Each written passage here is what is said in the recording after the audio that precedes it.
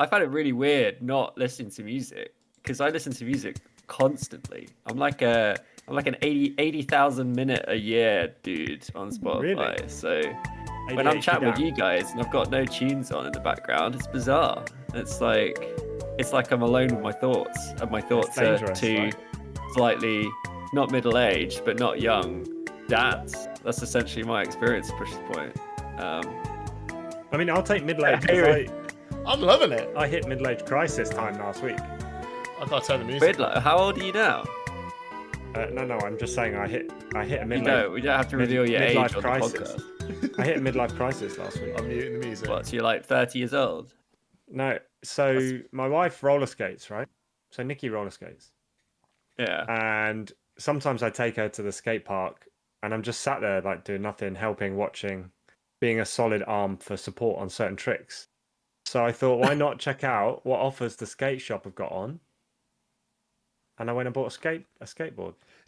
You bought a skateboard? Wow, Yeah, okay. 40 quid. Wow, That's 40 quid. That's, okay. That's all in.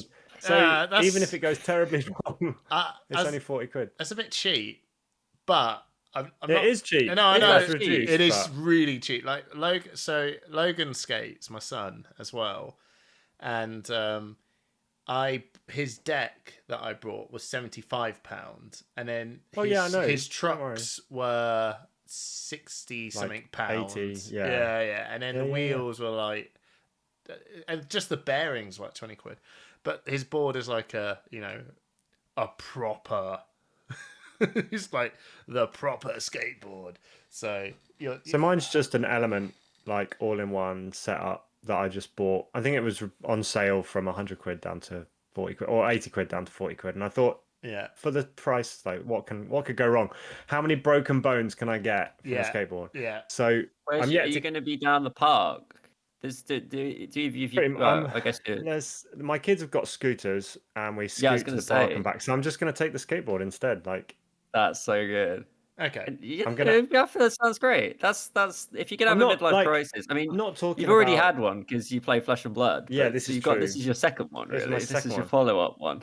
So I'm not talking about like doing any tricks or anything. I'm just talking about literally skating around and getting used to it for a bit before I do anything crazy. You telling me, Simon, you're not going to do any tricks? Is that what you're telling me right now? You're not going to come to the next episode and push the point and be like, I didn't do it. You could, the first chance you get, you're going to try and do a trick. I am not, because I will fall over and break myself. The peer pressure will get to you. You'll see them, the cool kids with their skateboards skating around, and you'll be like, I could do that. Well, I will say and then that. I'll fail. Can we count this as Simon's home news? If we're going to do home news, I've got one more thing to add. Yeah. Okay, continue then. Okay. So I've got to the point in my life, Hamish, you'll understand this. I want a beer, but go. No, your children can do things better than you can. Right? Okay, yeah. So my daughter's been doing ice skating lessons since she was 3 years old. She's now doing like proper figure skating. And we were all on the ice for a family like hour out after our skate lesson. And it's busy, there's loads of people around, and she challenges me to a game of tag. And she tags me and skates off, and I try and keep up, and I absolutely ate ice. Like, I just went down like a sack.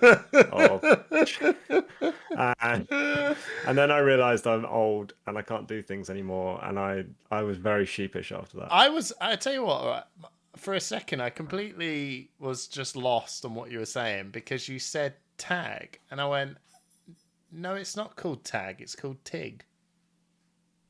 What? You don't call it TIG. Yeah, it's TIG. Trick. Come on, what's the verdict? Is it tag? Well, no, you guys live in Kent. Tag, mate. No. Yeah, see? This is the problem, is that it always ends up this way, and me and Simon always call it the same thing because we grew up in the same county. Yeah, it's different counties have different. I know, I'll never win, but we called it TIG. What do you call tag, Kate? You call it tag, don't you? Or it? Did you ever call it it? Oh yeah. You're it. Yeah, or tag. You're it. Yeah, Kate says it. But it's not called it, tag. is it? Tag's a bit American, isn't it? Yeah. I think I'd call it it. No, it'd be TIG. Did you ever play Germ, which was it, but you stay it, and you end up with one kid who's not like it. Pandemic, basically. Yeah, like a crowd of kids chasing after one kid. He's not it. Isn't that Bulldog? No, that's British Bulldog. Nah, that's different, mate. Bulldog, you ran into each other for different. That's ends. true. I know. So it's kind of like Yeah. the same thing, but a bit more free for all. Okay. Did you ever play Conkers as well? We had a very difficult problem playing Conkers. We just threw Conkers at each other. This is the. Yeah, they weren't on string, just lobbing at each other. No, that's different kind of disappearing conker. into the abyss right now. So. Oh no! This is the fundamental problem. Hey, you are underwater for me. Oh no! This is the OBS stuff. That's not really this bad. Let me turn the music off my end. Maybe that'll help. Maybe. I've had it on the whole time. Turn your music off. Okay. Well, James just joined for a second and left. Oh well. Okay. So He's just gone. I don't know. I don't know what episode we're on. To be now. fair, he's had to put up with me all day at work. So Okay. Welcome. It's been 5 minutes, 6 minutes. Welcome to episode. I think it's 67. 66. 66. No, we've had episode 66. Route 66. I'm sure this is episode 67. 66? Yeah, I'm sure it is. I'll check the channel. The last episode I've got in my files is 65. It might be. You might be right. I think this is 66. It is 66. Just saying. 66. You're right. Welcome everyone to episode 66. Hey. I'll push the point. A live audience experience. It's a bit different if you listen to us on Spotify. I apologize. There's going to be some. It's not going to be of the normal quality that you are expecting. Because what are you saying about our guests? No, it's just that I'm going to be the audio is going to be straight from OBS rather than being mixed individually like you normally hear it. But yeah, we've decided we're going to do a more live stream, a live in-person version, because there has been a sort of topic of contention that kicked off, and we've been. Oh, there's always a topic of contention. I know. Is it whether I was going to get a coffee machine or not? No, well, that was actually that actually got a lot of engagement for some strange reason. I didn't get the coffee machine, if you were wondering. Why? After Because all that? it would. Yeah, I know, mate. Tell me about it. Oh God! I tell you what. If we were a married couple, that would just annoy me. Be like, I think. No, it's like when Faye orders clothes and goes on for ages and ages and ages about it, and then goes, I didn't buy it. I'm like, wait, what'd you waste my time for? So you do. Well, I'm not allowed things out on the side, on the kitchen side. They have to go in the cupboard, and then I just don't get them out to use them. So there's no point in spending. Push the Point is a Flesh and Blood podcast, everybody, where we talk about the Flesh and Blood trading card game, and we try not to talk about everything else as much as possible. But it does normally come back around to coffee machines, Hamish's tales, and various other bits and pieces. But we normally start with the drinks, and now I'm getting on to Hamish's point that maybe we should crack the beers open. Yes. Yeah. Okay. Simon doesn't need to. Simon's I can take as long as I want. Let's go. I'm here. I'm in. Okay. So I got my cup of tea. I'm waiting. Spoilers. I'm waiting. I'm keeping you waiting. Hamish, what are you drinking? Well, thank you, Simon. So I've got the last of the Mum's Christmas beer. It is called. It's called the Magic Lager No Tricks. Okay. That from Magic Rock Brewery. It probably is. Yeah. It is. You're such a sado. Yeah, cool. It's a nice brewery though. They do good beers. Yeah. So I've got the Magic Lager. It is 4.2% APR, and I'm sure it's going to be good. Simon, what are you going to drink? I have in one hand a cup of tea. I've done a trip and brought a cup of tea, but I've also I've gone out and bought some 0% beers again. So got some 0% Heineken. Good choice, especially when you're on call. You never know. Someone might vacate the room. Yeah, if I have to go, I apologise. What about you? Stick on trip. Have to run off at any moment to save some lives. Stick on trip. It's real, guys. Every time. And I've had a comment today that it's looking more and more stuck on as time goes by. What, from who? Me? Oh, Who said that? Yeah. Who's bitching?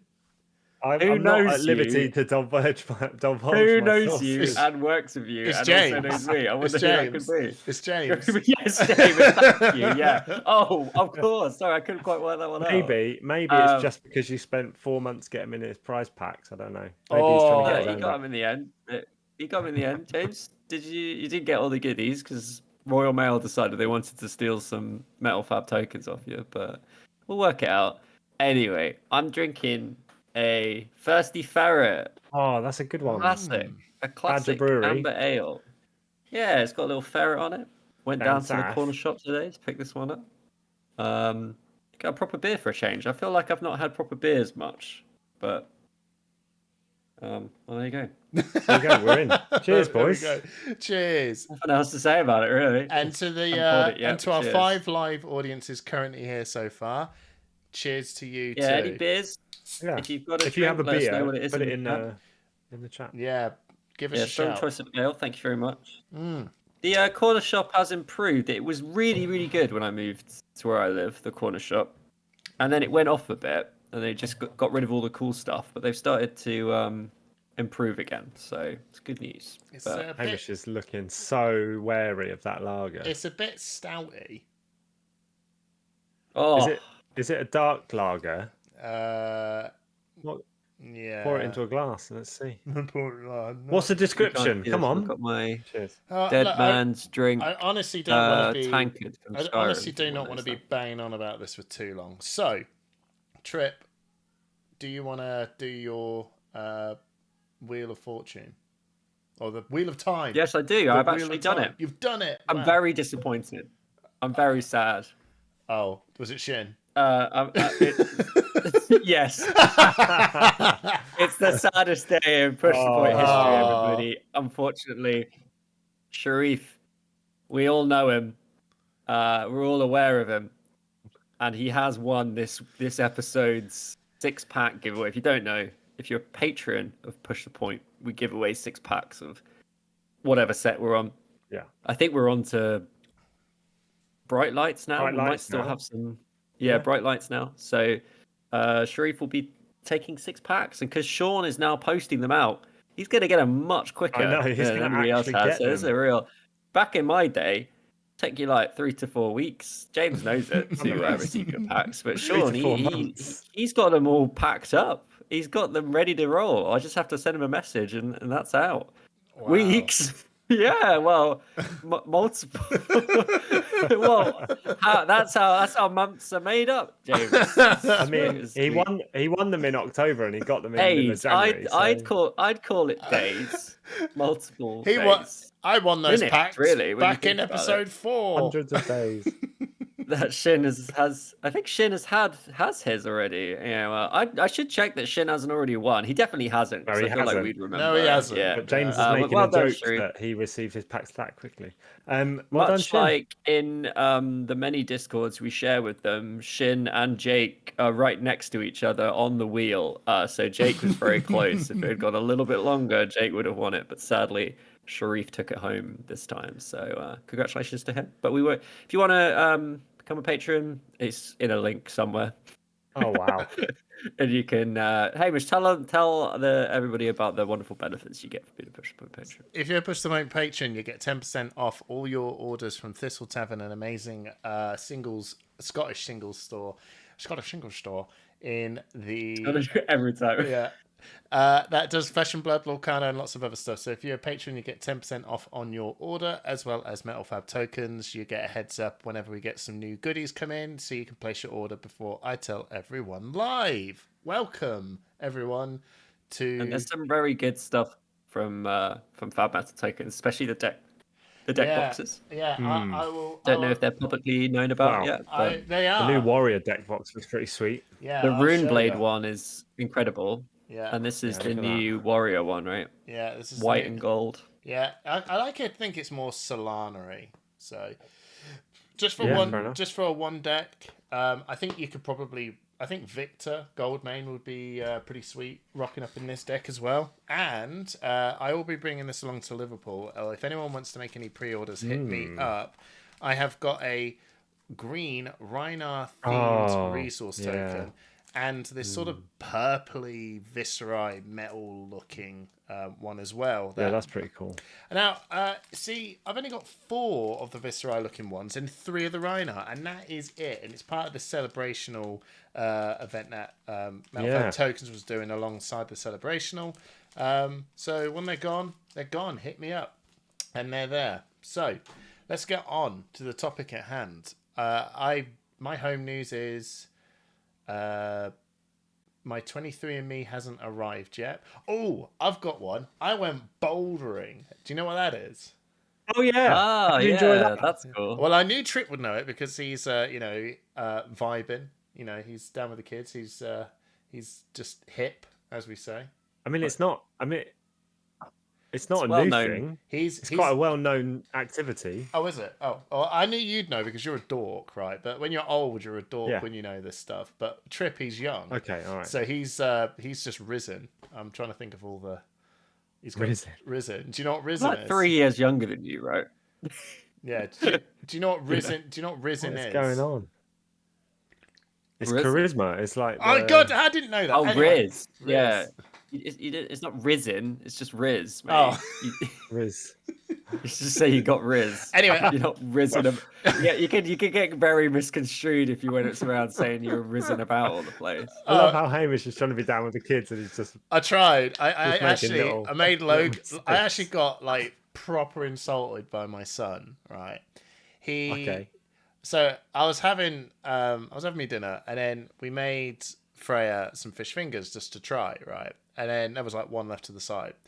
And I haven't had it in ages, so I took a bite of it and went, oh, I tell you what, fish fingers. And I just said this, right? So fish fingers are low-key tasty.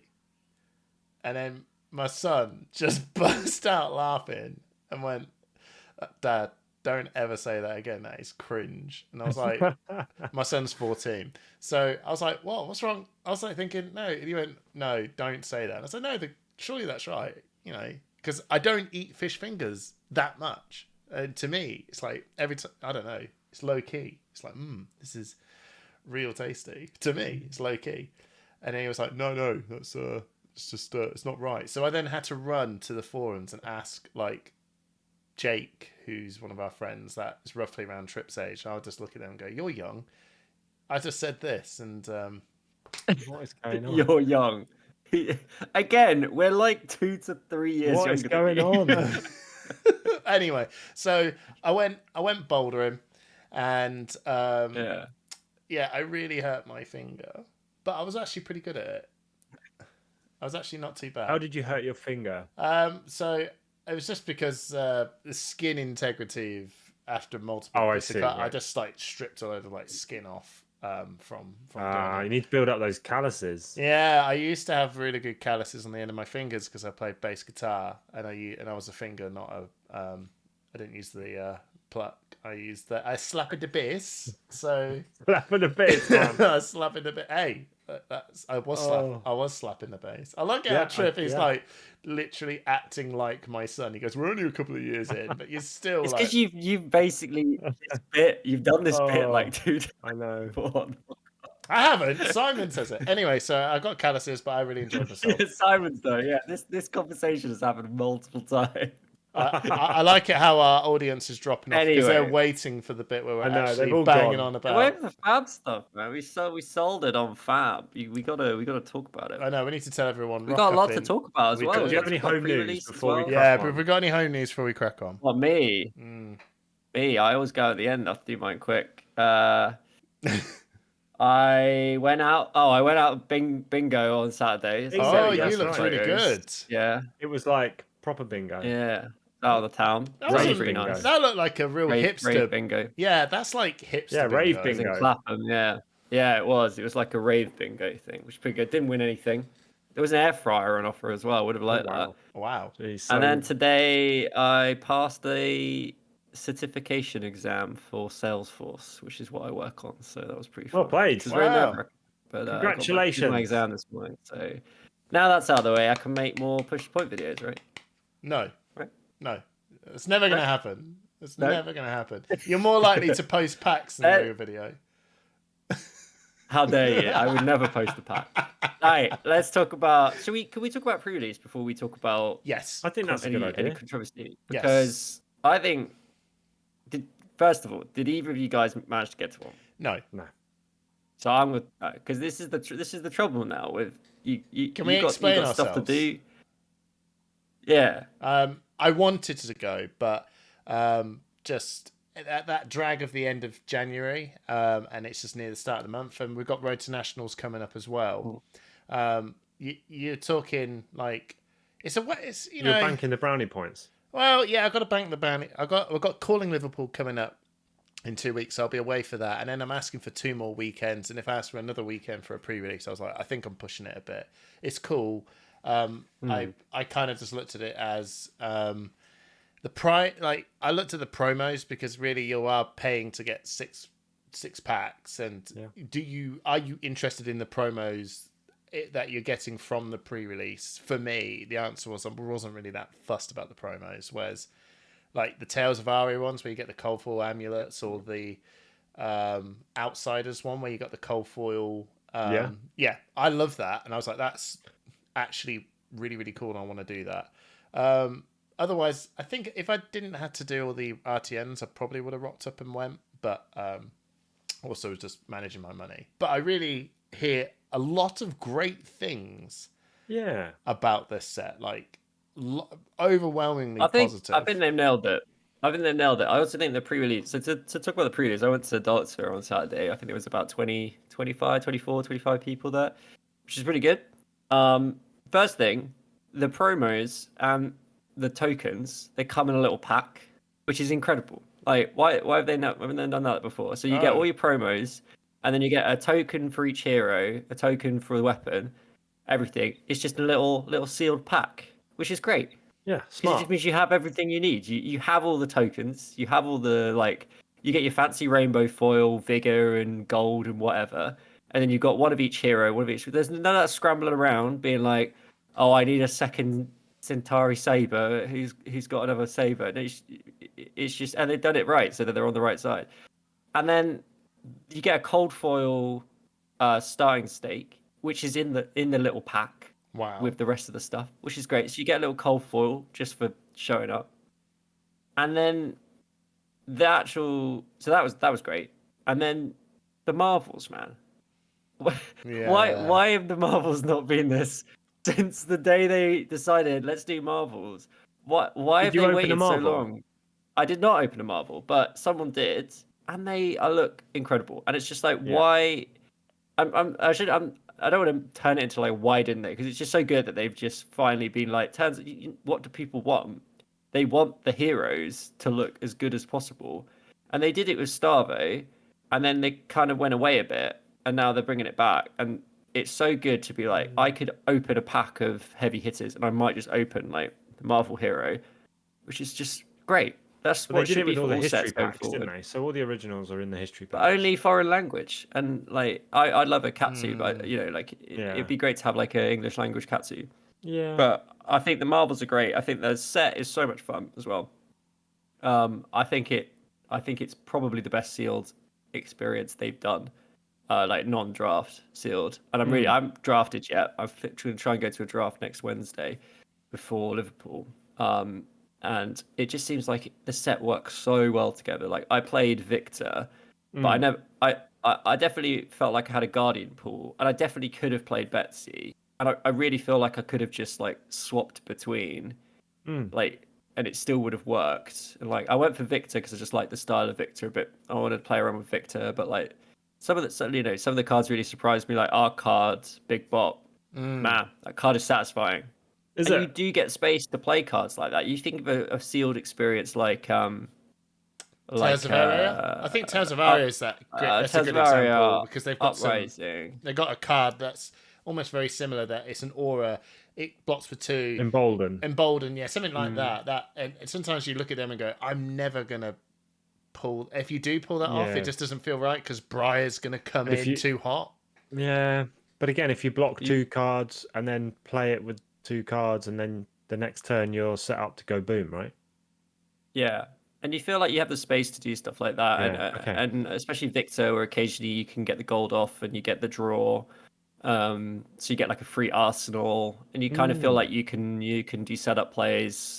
And there's a lot of blocking equipment as well, so you're not necessarily needing. The equipment is like when I started playing Flesh and Blood, I was like, the equipment is what drew me into the game, because I like the idea of decking out your hero in like a different like set of equipment, like you would in an RPG, right? The equipment in this set is really good and really interesting, especially the stuff where it's like it's got temper, and if you control like certain tokens, it's got temper 2, and if you've got certain tokens, it's got temper 1. And I just had a really nice play where I was able to like, you get those cards where you can discard them at instant speed and you make a token. Oh yeah. And I was going to be over blocking. If I blocked with that card and another card, say block it for 5, I would have been over blocking. And I was like, well, I can actually instant discard this, create that token. Then I can use my equipment to block exactly for 4 and develop a might token. And then I had the card where if it has like power greater than its base, it gets overpower, right? So I was able to like do that in a really fun way, because it's not just like people are saying like it's like Welcome to Wraith, and it's so much better than Welcome to Wraith, because Welcome to Wraith was very much like, I do something pretty fair to you, you do something pretty fair to me. Bravo does very well because it can just fatigue people out. Yeah, Hammer for 6 is pretty powerful. I do feel like the tokens and some of the stuff that's happening, it does lead to some very interesting plays and some interesting lines, like way more than Welcome to Wraith does. But nice. Anyway, I'm a big fan. I think that's the reception that other people have had as well. I think that the thing that I've kind of been hearing, and it felt like the summary of it, is that I think the clash and wager mechanic is what's really making this very, very fascinating, because if they didn't have like a wager mechanic in it, it would feel very much like I will swing for 7, pitch 3, swing for 7, and then you go, I'll block 2 and deal 1. And then it's just like, because wagers attached to most of these cards, there's that fun interaction of, can I put, if I pull this off, I get the benefit. You know what I mean? Like, it's the wager that's making things really fun and interesting, because there is a stake for this, rather than just go 3 for 7, right? Whereas that's what Welcome to Wraith would have been like. It's just value to, like, how do I do my values? And it had that interesting part of where a lot of the stuff from Warriors and they had reactions, right? Pummels and sink belows. That was like the sort of dance of sealed or draft. But with this, I feel more so that the wagering clashes are that dance in the game. Yeah. But there's also like some of the equipment piece is really interesting. So you have the equipment set. I played against a guy who had 3 pieces of equipment, which were all the ones that said, if you're on lower health than your opponent, this blocks for 1, essentially. So we played a really interesting game where I was constantly just making sure I was either on the same health as them or like below health to them, and essentially denying them like 3 health throughout the game, which is a really interesting one. And then there's another piece of equipment where it blocks for 2, but only if your opponent has drawn a card. So I'm playing Victor, so I was like being pretty free and easy with my like gold wages, because I knew that even if I gave them a gold, if they use that gold to draw a card, I then get my 2 block value off my headpiece. So they were blocking out attacks to win a gold, and I was like, well, I'm gaining tempo because you're trying to get this gold, and I'm also going to get a 2 block value out of it when you actually use that. It's just there's some cool stuff going on that I didn't really expect it to be like that. And I think the equipment, it just shows that like you get so much equipment as well, and so much of it is generic. It just feels very cage fighty. It feels very thematic, and yeah, we said like, didn't we? We said if they can't make Brute, Warrior, Guardian, Sealed work, then there's a serious problem. But like, they've not only made it work, I do think it is really fun, and I'm looking forward to calling Liverpool as well, because I think people are going to really enjoy that more than we might have thought when we found out we were getting a Seal calling. Yeah. So the reason I didn't go to a pre-release is because I'm trying to stick to my January Fab break. But I'm a little bit sad. Like, speaking to James today, he had a great time on Friday. at one of our locals, the Dice Cup, played Kasai and went 3-1 in pre-release. Seems to have enjoyed the mechanics, and then didn't enjoy KO on the Saturday so much at Underworld. He was saying that he got fatigued out twice. I think as Brute, you're discarding cards a lot. You've got to be careful that you don't go too keen too early, maybe. Yeah, you got to go wide. That's what I found. I was fatigued. I fatigued every KO I came up against because they just kept discarding, and it was really scary because they were making might tokens every turn. And I was saying it's like playing against Ira on steroids, and then I was just like, oh, but you're not. You're gonna run out. There's some go again in the set. That I think they really need to lean into because you just got to go really wide because otherwise I'm just like, oh. But there's a lot of 2 blocks. That's the thing. It's not like Welcome to Wraith where you have one card in your deck that blocks for 2 because it's a snatch. Like it's or a razor or something or a pummel. It's like even if you're running a good Guardian deck, you've still got a lot of 2 blocks because some of those cards are really good even though they block for 2. I also want to point out these tiny tokens. I don't know if you guys have seen these. These are the the token.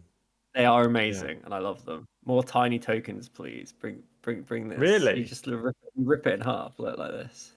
Wow. And then you. There you go. That's mightily satisfying. It's very satisfying to rip and a card in half. Someone pointed out on Twitter that they sit perfectly across the artwork on a card. Like if you're indicating that you will wager or whatever a different token, it sits across the picture on the actual card, and you can still read the text box. So cool! I love that. I want little tiny heroes next, though. LSS, please, please give us little. That'd be interesting. I want young heroes. Young heroes need to come in this tiny little size to fully play a correct game. I wonder if, like, for example, something like Ashwings, or if they were to develop something like, you know, and you're going to create a board state of whatever, that you just have this pile of like tiny tokens that would be just like Ashwing, effectively, and you just get 1, 2, 3, 4, or not. You probably just have the one Ashwing and a dice. Because they do take up a lot of board space, so I actually don't think it's such a bad idea. I mean, for tokens in general, like even if you've got like a gold token, it gets in the way after a while. But I don't think they've done it intentionally. I think they've just done it as a way, recognizing that there's a lot of tokens flying around and heavy hitters, and it's just a cute way of doing it, really. So James, if you guys about the tiny rune chants, mate. If you saw my latest deck tech, that's going to be dropping. I don't know when. It might not be this week. It might be this week. Who knows? If it's not this week, it's next. Oh, if you had as many rune chant tokens, you'd just have this big pile of tiny tokens.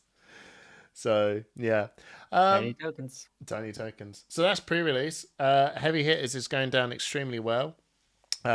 The Calling Liverpool will be en route in a week's time when this drops, when we put this out live on YouTube. Very excited for it now. There was a little bit of a and ahhing when it first got announced because I think it's fair. I think it's fair. You know, sealed and limited in Flesh and Blood in general is fun, but when you're putting it into a tier, is it tier 3? Yeah, it's a tier 3 event. And there's a lot of stakes on the line.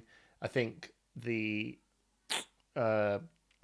feedback from Bright Lights sealed calling at Worlds Barcelona it wasn't quite where it should have been. No, it was a mixed. When I say a mixed reception, it was, you know, it definitely wasn't the most populated calling for a Worlds event. You know, considering the Worlds San Jose was one of the biggest they've ever had, and then in contrast to this one, it really didn't quite hit the mark. There's some other factors with it, but I think, you know, Sealed, what it used to feel like is that Sealed is a perfect pre-release format, and you just do that, and then I don't normally ever touch Sealed ever again, but in this time round, for the first time seeing Heavy Hitters, it's just been overwhelmingly positive. So now I think it's just done a complete 180 and everyone's absolutely gassed to play Sealed. I think you lads are going to really like it as well.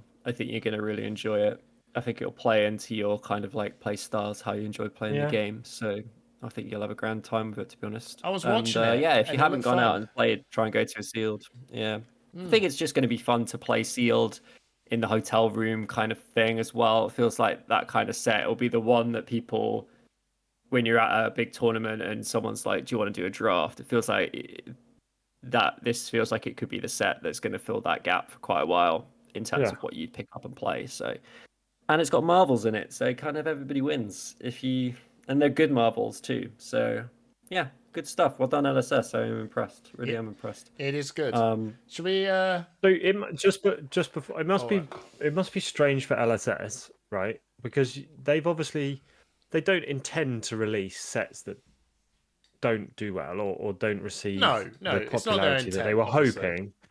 But when they were hearing the criticisms of Bright Lights, I wonder if they were like thinking to themselves, like, just wait and see heavy hitters, and we'll prove you wrong, or we'll prove you we're on the right track. Do you know what I mean? Like, I wonder if they ever think, actually, are we right to include this in this set because they didn't go down too well in the last set? Or I wonder how much sets change based on feedback. Do you know what I mean? Yeah, I think they overthought Bright Lights a bit. I think of all the 3-pack crack and the all mechanologists, and it's almost like a bit of a high concept kind of thing where it's like, oh, it's all mechs, and it's like, I don't think that's what the Fab player really wants. I think the Fab player wants to just have good old fight with a well-balanced set and block a bit and attack a bit, and don't want games to be a complete wipeout. Like,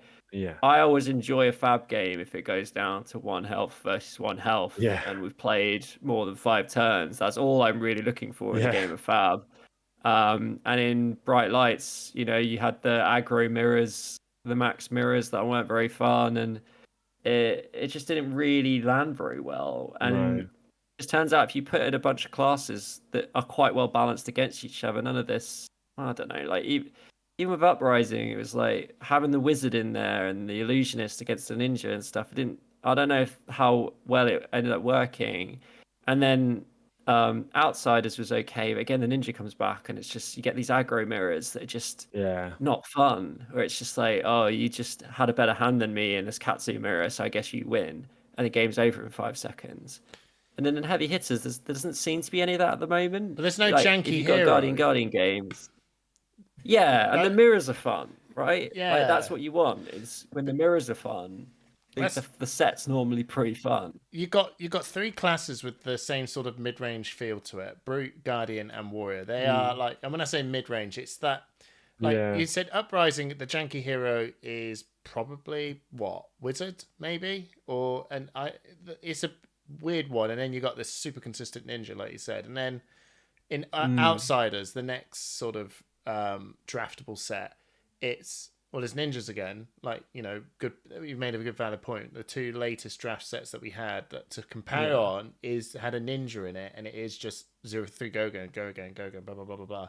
And then you kind of throw in there a janky hero like a ranger, and it is janky, right? Because they don't have a weapon. They've got to do all this sort of extra sort of hoops to jump through to do what they need to do. And Assassin's good. Assassin's fine.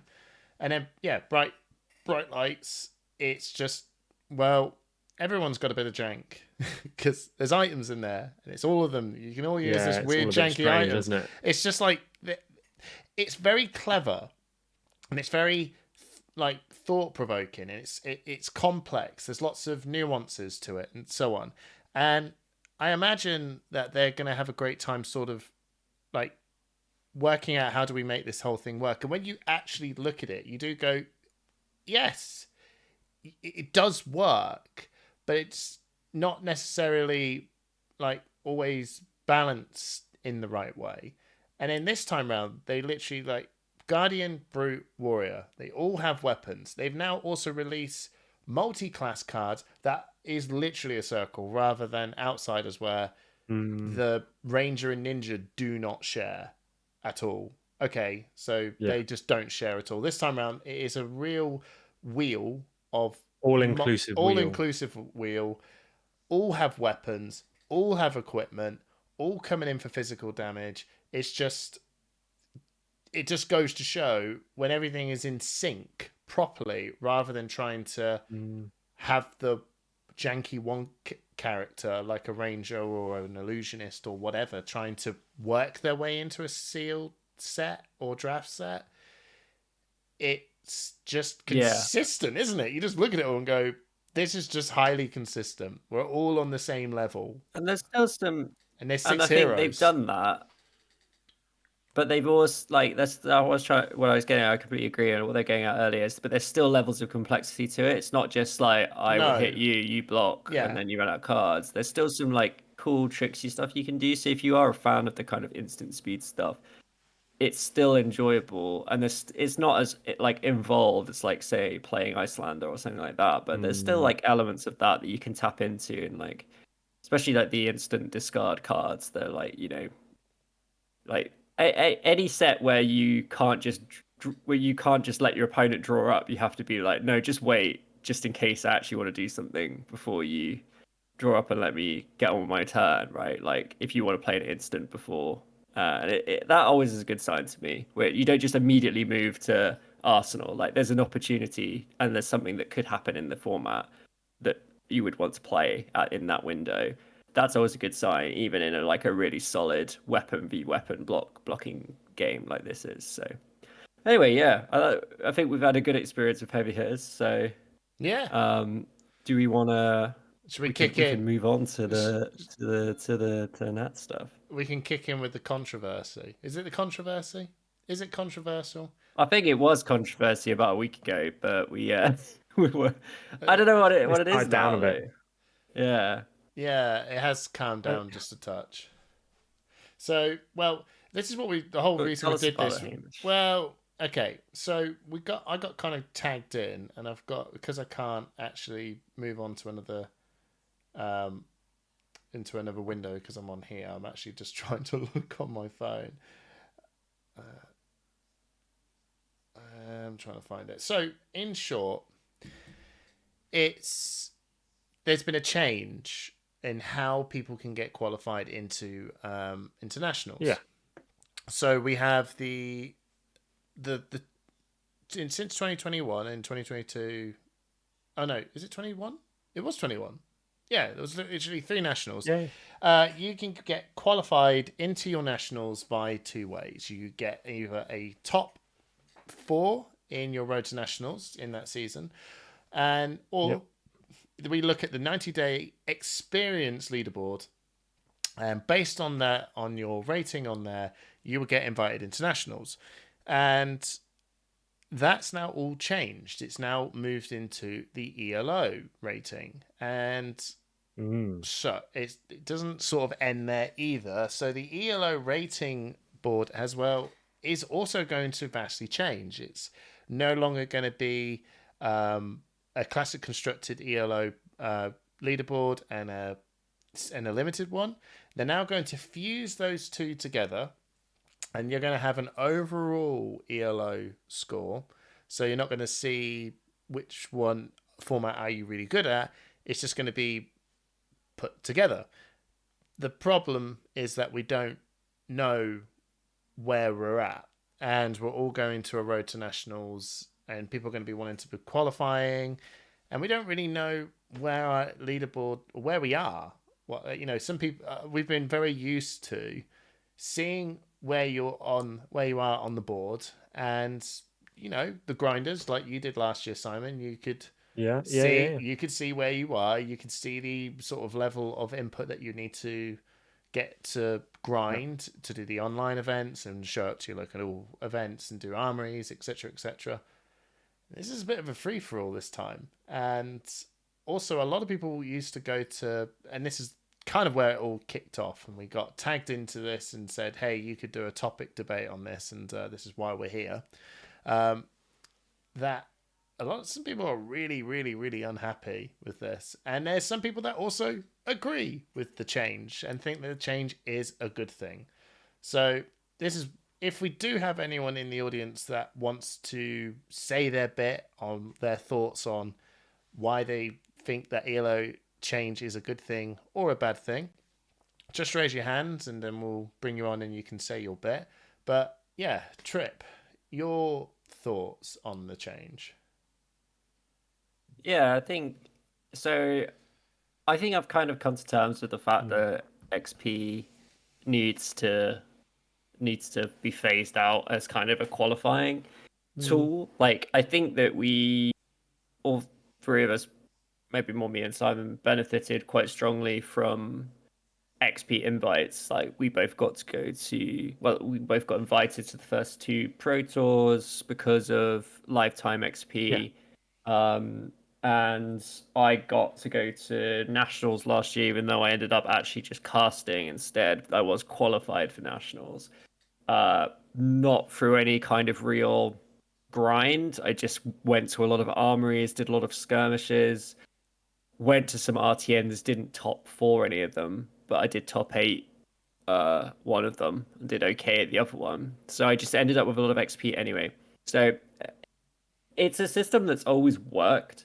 But I think they kind of need to bite the bullet a bit and just be like, move it over to the ELO thing, because at the moment ELO is kind of a bit of a weird spot, and I think it gives a bit more incentive to play in like battle hardens and things. Like, I can see why LSS want to do it. They want to encourage people to go to callings into battle hardens.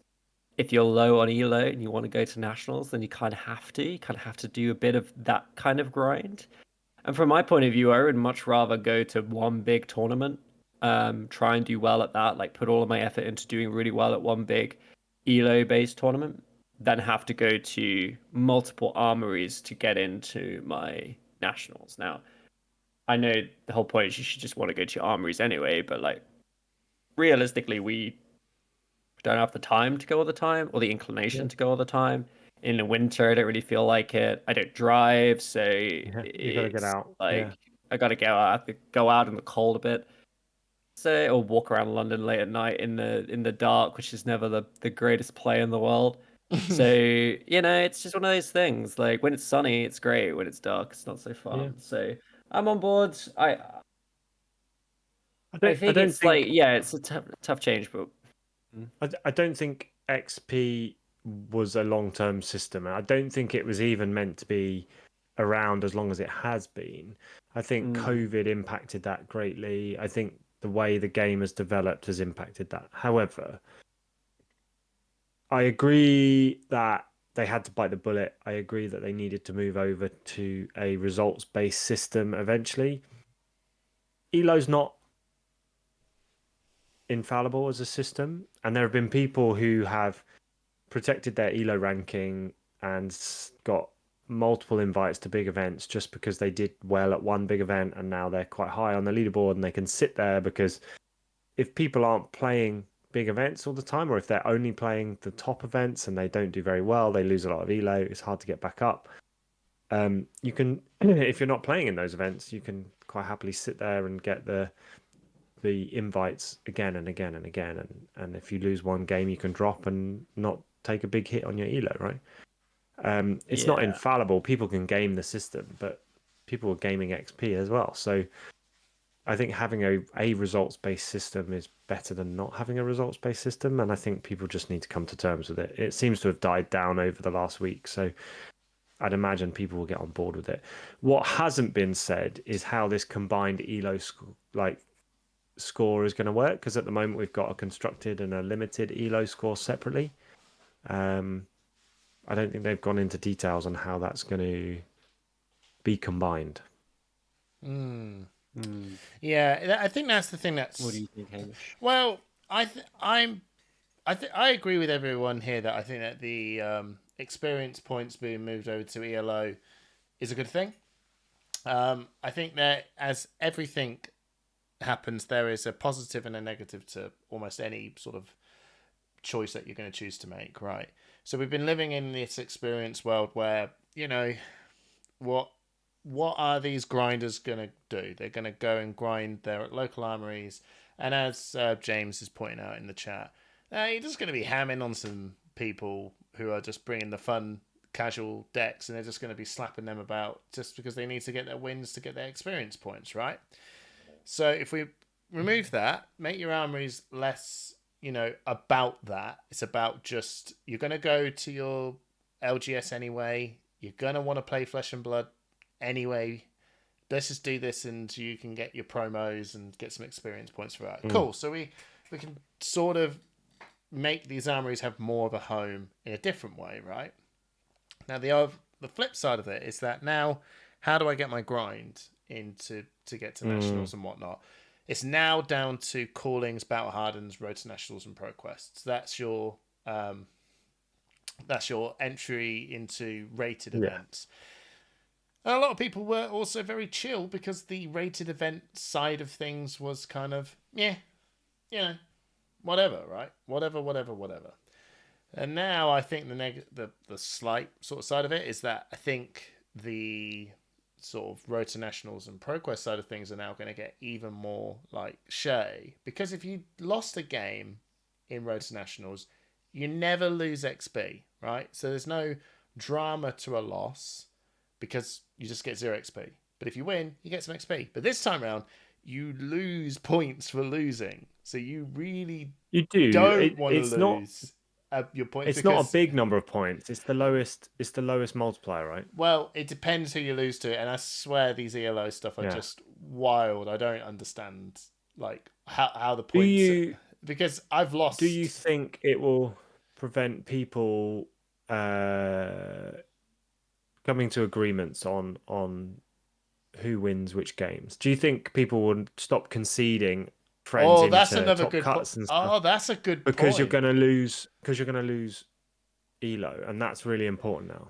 Maybe there's actually more of an argument. There's your ELO is a bit more precious, so that will and that's a positive, right? For some it isn't, for some it is. It's just a different frame of value of your ELO, because the value of your ELO was not actually that high, and no, it wasn't. It wasn't really that high. I mean, it wasn't unless really you were a second top 50 in the world, like otherwise you just don't care. But now there's like an intrinsic value to your ELO. It's a topic of so I think the try hardness will now come out a bit more on your local road to nationals and ProQuest games. There's an argument as to that's another sort of social topic of is that good, is that bad, whatever. It's just us. It's just the social setting of life, right? We're now upping up the ante of your losses, but we're also upping up the ante to your wins. This is true, and I think if it does. Apologies, everyone. So especially around the grind periods, like I think. Sorry, Simon. That's a benefit to new players. Could you just repeat that last bit? No, just the start. I just said I think if it does have the knock-on benefit of making armories less shirty, that's better. I think, you're going to say it's going to be better for armories overall. Am I cutting out? No, you're good. So I got your point, Simon. I was just saying it's better for armories if we just remove the shirtiness from an armory and put it into those sort of events. There's going to be shirtiness whenever you go. I think that some people find this sort of topic of, this is dirt and blur, whatever. Like, some people ham on me in this thing. It's kind of contextual to your jump community. in as well is that I think the other thing to remember is that the cap now for UK nationals is now 160 people, so it's pretty high. So like, even if you don't have the best ELO, or even if you've not even been able to get any rating, like, there's a lot of spaces available for people now. Like 160 is a lot. Like I think we had 100. I don't even remember 120 at UK nationals. Yeah. And they didn't even have that many people. I think it was around 90 to 100 actually turned up. I mean, I was there. I was just in the booth. Yeah, and I think, but some of that is attrition from people not being able to make it. Yeah, exactly. I think that I think if people are worried and thinking I can't make it to a calling, I think it'll be okay. I think LSS have got a schedule now in terms of like the number of events they want to do, and there's going to be a lot more like UK based events and a lot more Europe based events.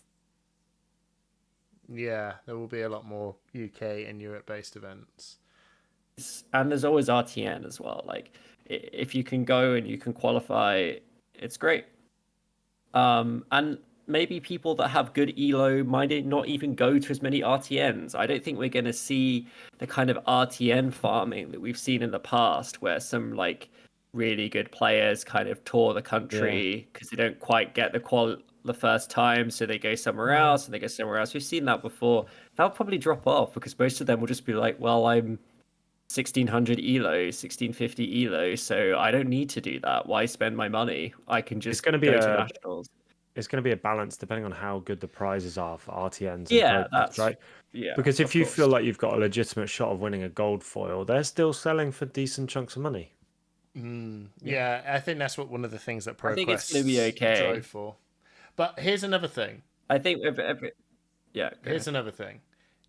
There is no ELO degrading, right? So not yet. Not yet, and there's still no real tangible thing about that yet. And at this rate, my brother, who hasn't even played any Flesh and Blood since the very first Nationals in 2021, I kind of looked at his board and went, you never know, you might get invited to this Nationals because you're higher than me on the ELO board in Constructed, and I've been playing for 2 years, and you just went and did that, didn't move, and he's still 70th. Do you know what I mean? You do kind of need to go, bye-bye. Like, you need to sort of, off you go, or pause, or freeze. I'm like 30th in the UK for... I'm like 30th in the UK for sealed ELO, and I don't remember the last sealed ELO event that I even played in. Well, if in limited, it must have been draft. It must have been draft at UK Nationals 2022, I think. Yeah. So and I think that's and I've just retained like 1570 ELO. And I've not done any other like sealed ELO events since, but I'm still like top 30. So but that's my point. It's a bit odd. Yeah, that's my point. There has to be something that goes and just sort of clears that out, and actually encourages people to attend, because it does get to that point where you will go, I won't go because it's a negative. Again, your ELO is at stake. There's more stake towards your ELO now. It definitely won't matter too much against the top players, right? Let's just be frank. It's not going to be too much of a big thing. They're not actually going to go and calculating their ELO too hard. The top people are at the top because they just love competing, right? They love going to events and they just love to compete. So you will see the likes of like some of the best top players in the UK still go to these events because they want to compete, they want to play, they want to keep that fresh thing going, and they will win their games and they'll lose their games, and eventually it just equals out to they just remain where they are. So every time I open up my gem, can you see when I've got gem open? Your face lights up. I'm literally, whenever you open I'm like, oh yeah, they need gem on. That's gem off. You can literally see the light. So the most important thing, more than ELO, you need to make a dark mode on your Fab account, because having this bright white light in your face is definitely I'm bad for the migraine. I'm blinded. So I know. Tell me about it. Okay. I think the thing is, it will be okay.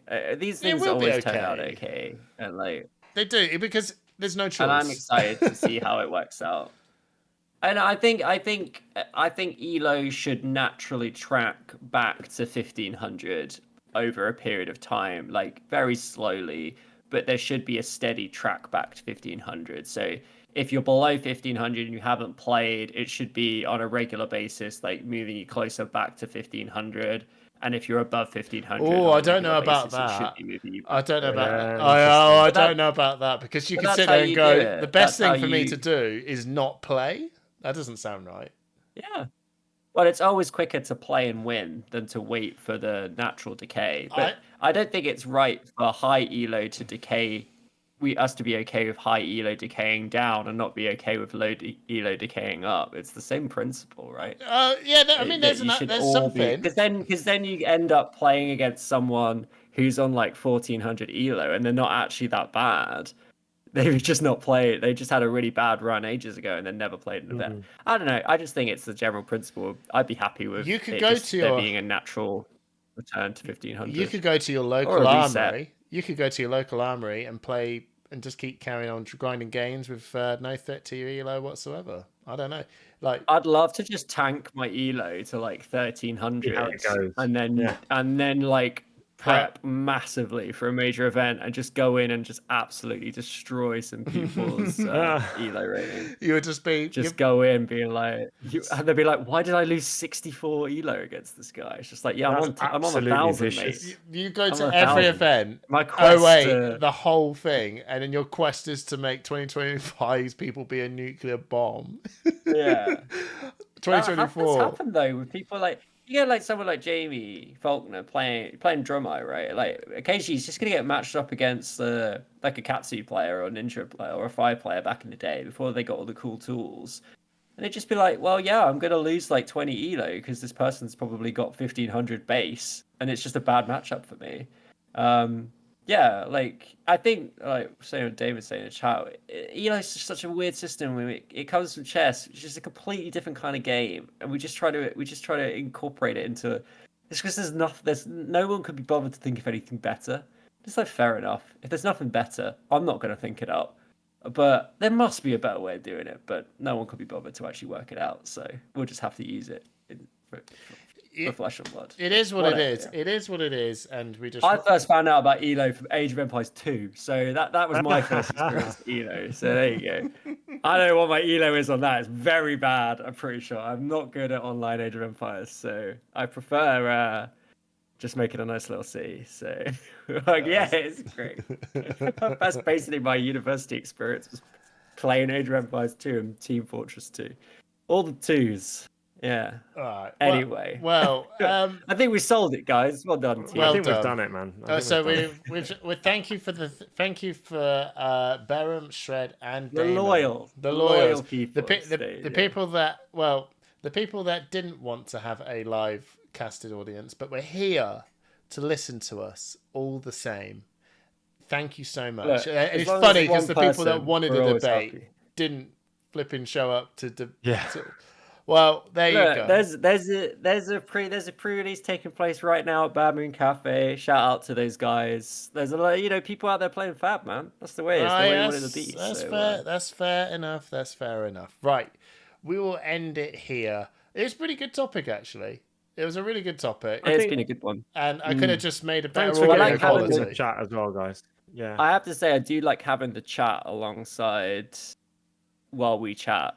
It's really do interesting too. to see people. Quite nice, yeah. Even if people don't jump in, there's actually been some really interesting conversations. Like, well, maybe we should. Maybe I should actually try and set something up, like for a patron thing. That'd be alright. What live chat? Yeah, actually, like have something similar to this, and I can actually make it sound so much better. And then actually having a chat alongside that people could choose to listen to. Maybe I'd like that. Yeah, maybe we could do something. Twitch, yeah, a little bit like Twitch. We'll see. Well, if you enjoyed this, let us know. We might do another one in the future. Especially, I feel like maybe some like spotlight ones. We're obviously going to be at the Calling Liverpool, so this is going to go out on Friday. So it'll be a week before Calling Liverpool. So if you are going, let us know, and we look forward to seeing you there. We may be a bit busy, TBC. Well, not TBC, but we will be busy. We will be busy. We probably should be able to say why, but we're not allowed to yet.